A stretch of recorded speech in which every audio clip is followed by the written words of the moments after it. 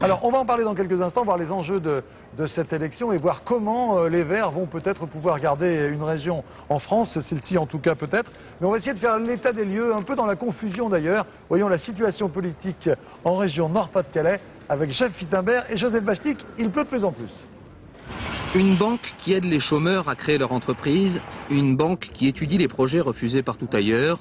Lorsqu'on demande aux écologistes ce qu'ils ont fait concrètement depuis 6 ans à la tête du Nord-Pas-de-Calais, cette réalisation-là est souvent citée en premier. Sans complexe, les Verts défendent leur bilan et défendent leur chef de file, Marie-Christine Blandin, la seule femme à diriger une région bien décidée à conserver son fauteuil.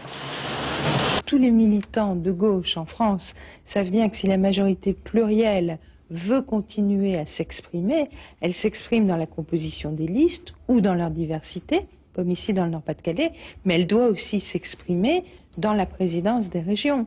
Seul problème, le poids électoral. Car sauf énorme surprise, le 15 mars, la liste de gauche conduite par Michel Delbar sera largement devant la liste écologiste.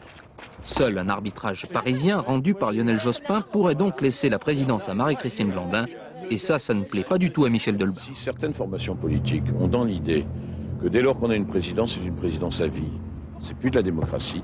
Et si certaines formations politiques pensent que les habitants, les électeurs du Nord doivent être exclus de la procédure démocratique, c'est plus la peine de les faire voter. Ils vont voter le 15 mars. Si, comme je le souhaite, ils s'expriment clairement, les choses seront claires pour tout le monde, y compris à Paris. À droite, à l'image de nombreuses régions, le score du Front National sera scruté avec attention. Ici, c'est Karl Lang, un proche de Jean-Marie Le Pen, qui défend une nouvelle fois les chances de l'extrême droite. Nuisance assurée pour la droite classique, d'autant que dans le Nord-Pas-de-Calais, elle aussi se présente comme la gauche dans le désordre. Parti le premier, Philippe Vasseur est aujourd'hui contraint de mettre les bouchées doubles, UDF contre UDF. Face à lui, Jean-Louis Borloo s'affiche avec les ténors locaux du RPR, du coup exclus de leur mouvement. Ambiance règlement de compte un peu compliquée, même si officiellement tout le monde veut faire la paix. Nous avons pris 60 000 chômeurs de plus dans le Nord-Pas-de-Calais depuis 5 ans. La dette a presque doublé. C'est un constat.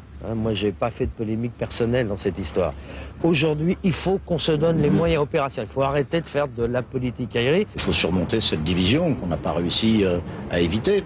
Et puis avancer, regarder devant nous et parler aux gens des problèmes qui les concernent peut-être beaucoup plus que des problèmes des candidats. Un double cheeseburger pour le gars. Ah oui, tiens. Création d'emplois pour les jeunes dans un fast-food, problème de transports régionaux, chacun y va de sa visite symbole dans ces derniers jours de campagne. Mais dans le Nord-Pas-de-Calais, ni la gauche ni la droite n'auront pu éviter la cacophonie. Voilà.